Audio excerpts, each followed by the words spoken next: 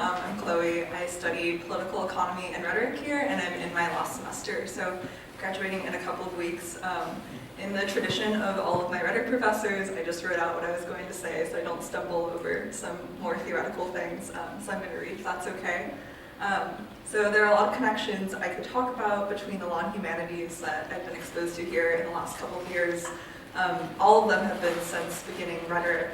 I began as political economy here and was not quite fulfilled and decided to stay an extra year to finish a degree on the humanities side of things here. So last year, for example, I took a class on the rhetoric of contemporary political and legal theory, which ended up being a seminar exclusively on Heidegger and Nietzsche.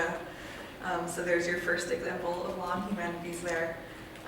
This semester, I'm writing a paper on the influence of Walter Benjamin on the work of the lawyer-turned-philosopher Giorgio Agamben, most well known for his work on biopolitics and sovereignty. However, what I want to talk about briefly now, and thinking about the law and humanities together, is not the most complex theory I've encountered, like Heidegger or Agamben, but rather something that has stuck with me the most, which is the relationship between naming and agency, which is very familiar to people in rhetoric, but maybe not people here. So last year I read the work of Walter Johnson called On Agency, which he wrote in 2003. He falls under the field of new social history, of which agency as a word is kind of the master trope. The trope is perhaps most evident in historians' work on American slavery, which often makes reference, rightfully so, to the dehumanization of Black Americans or the stripping away of their agency.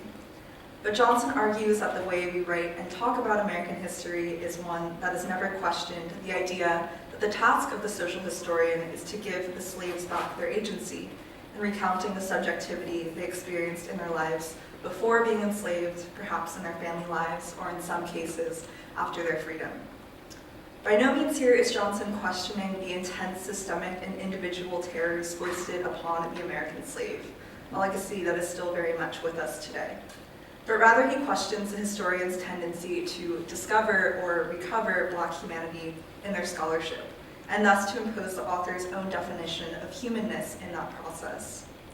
Johnson writes, "The term agency smuggles a notion of the universality of the liberal notion of selfhood, with its emphasis on independence and choice, right into the middle of a conversation about slavery against which that supposedly natural condition was originally defined. He pushes us then to question what a broader notion of subjectivity might look like that can encompass extreme suffering, systematic oppression, and the like." To argue over the use of words like agency and dehumanization might sound esoteric, if not pedantic, and this is a critique of my friends who study other things, mostly in STEM, so I understand that it might sound that way. But I want to talk about how I was made to see the weight of questions like this one recently. I spend Sunday afternoons at San Quentin, a state prison just 30 minutes away over in Marin. There I work with the San Quentin News, a completely inmate-run newspaper that covers life inside the prison and criminal justice issues at large.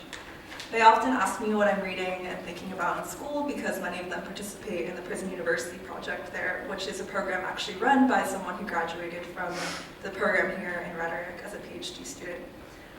The crux of the Prison University project is its curriculum in the humanities, so the guys at San Quentin and I have a lot to talk about. But the readings we talk about don't always strike a chord. Like recently, I somewhat unsuccessfully tried to articulate a love of Plato to one of the guys who was reading The Republic, and he wasn't particularly convinced. However, I was recently reminded of Johnson's work in a conversation when one of the men told me that he had never felt more human than in his time at San Quentin.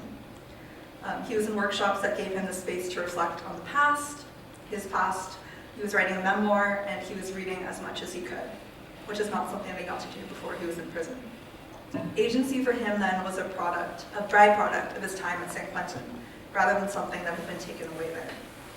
Now this may sound dangerously close to defending the carceral state or legitimizing the criminal justice system, and I want to make clear that's not what I want to do.